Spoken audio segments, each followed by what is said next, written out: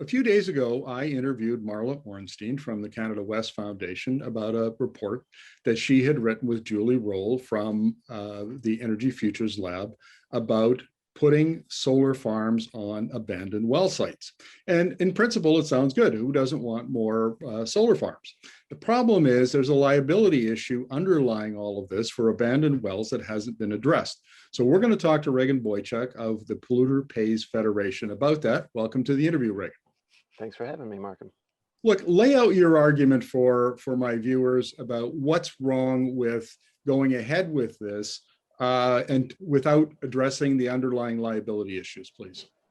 Well, the first test about whether any initiative on these issues is serious is whether it acknowledges the scale and urgency of the problem.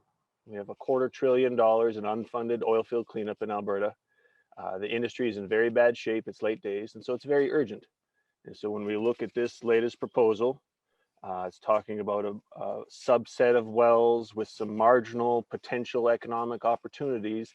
It just doesn't meet the first standard of seriousness. The second problem of it is that it's a direct result of the government requesting exactly such a policy. The report itself says that signals were received from the government that after public awareness and pressure had built throughout 2019, where LDP produced a number of reports on this by the January 2020. It's hard to remember after a decade of COVID, but in January 2020, unfunded cleanup was the #1 issue in Alberta. It was the top of the headlines. Farmers were simmering, threatening sabotage, and this LEAD project is a direct response of that from the government. When we look at the actual content, it's laughable. That has nothing to offer municipalities who are so far out, $250 billion in unpaid taxes by industry. And as far as farmer goes, it does hold out vague potential of activities on their land that could continue paying. It's a huge problem with the farmers not getting paid. Maybe if there was some new business adventure, they would be able to pay. But very weak tea this late in the game. Okay, so there are 97,000 inactive wells in Alberta. 7,700 of them are orphan wells, and there's a considerable concern in the industry and outside that there will be more as small to medium-sized companies fail. So if I get to the heart of your problem is the Alberta energy regulator and the legislation around it has allowed this situation to occur where, you know, wells sort of get thrown onto the industry and the government to clean up, and you're concerned that the government's going to bring in policy that will lead to solar farms being put on well sites where the wells have not been plugged, they haven't been reclaimed, and that will be an excuse to not reclaim. Have I got that correct? That looks what the bait and switch is. We hold up nice sounding things like geothermal and solar on reclaimed sites, which I don't know why anyone would have any problem with that. But that doesn't solve the industry's problem. What solves industry's problem is taking the sites that aren't plugged, that aren't remediated, that aren't reclaimed yet, and putting something else on them and giving the next sucker the liability of cleaning that up. That's what nobody accepts. And so they're dangling a certain promise, but what they're trying to get away is as much of the second as they can. So what does your organization want out of this? Because you're not opposed to solar projects being put on old well sites once they've been reclaimed and properly reclaimed.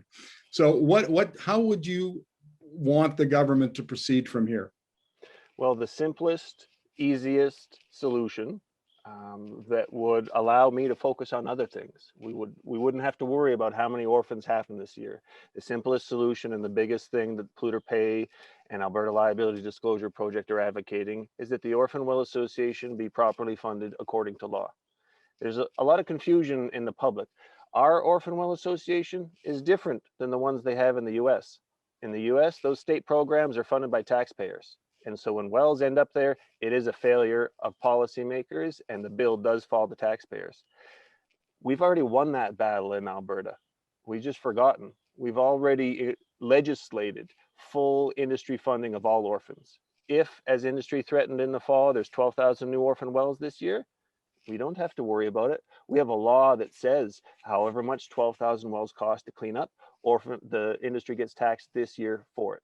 So the simplest thing Albertans can do to address this issue is to follow existing law and properly fund the Orphan Well Association. That would put a whole bunch of money to work cleaning things up, creating the jobs and eliminating this problem. What this process and this report is leading to is begging the government to create alternatives to cleaning up. That's how we got here.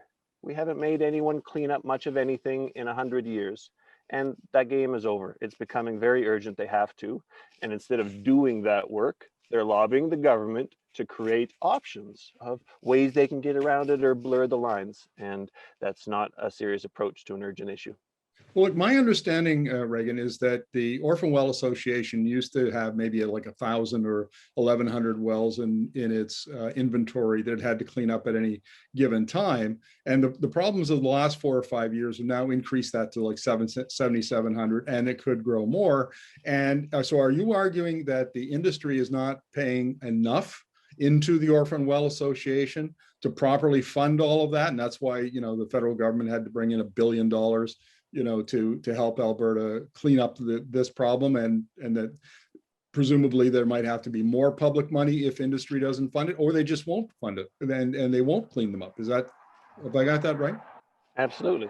And that's the same reason we volunteered to lend the Orphan Well Association money. There was no need for that. We're just volunteering public money. It says in law, the regulator is supposed to do an estimate of the entire inventory. So today it's 7,700 wells. They're supposed to do a study of how much it's going to cost to clean up every one of those. And that's what this year's tax is supposed to be. And we've never done that. We've never followed the law. Today, the last one was set at $70 million. That's an absolute drop in the bucket. It can't even chip away at a fraction of what was orphaned this year, let alone this accumulating inventory. The OWA was never supposed to have an inventory. There's a reason. It has no savings account. It has no plan. It operates annually. Full funding, full spending. It might take more than a year to do the work, but all the money is supposed to be there immediately. And if we could manage to do that, the industry can sort itself out. Whatever games they're playing and whatever companies fail, that's unfortunate. But oil companies decline. Unlike other businesses, there's less and less coming out of the ground, and so they're sinking. And we have to recognize that and adjust. I interviewed a University of Calgary professor late last year about the issue of the government reforming the government and the Alberta energy regulator working with industry behind closed doors, not enough public input or any public input into the new asset liability management system.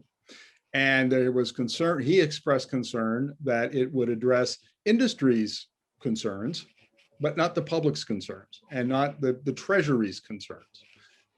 So where are we at with that? And are you confident in any way that the new system will address this problem?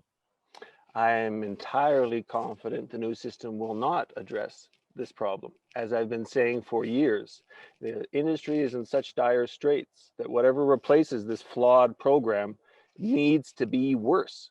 In order to help industry, it needs to be worse than what it replaced. Otherwise, it's just going to turn the screws. That's what I've expected. This new program called the Liability Capability Assessment, it hasn't been implemented yet. We have some details of it. There's a promotional video. They expect a very bad Auditor General report in the very near future, and I expect they're going to launch this program in response to that. But we know enough details of it to know that it is absolutely fatally flawed completely. As bad as the old system was, it had some measure of solvency, which should be our most important concern. Can this guy cover his debts at the end of the day, or is it going to fall to someone else? That should be our main concern. And the old program had a measure of solvency.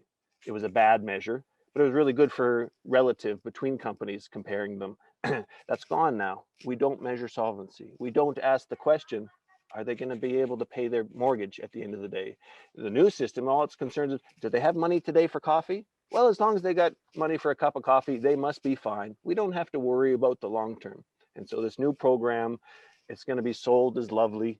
They're offering it to the federal government. This is the quid pro quo for the money. They were supposed to improve the system. This has been in development for 5 years. The guy who developed it was fired this summer because it's that bad. And so the new system's coming, but it's going to be worse.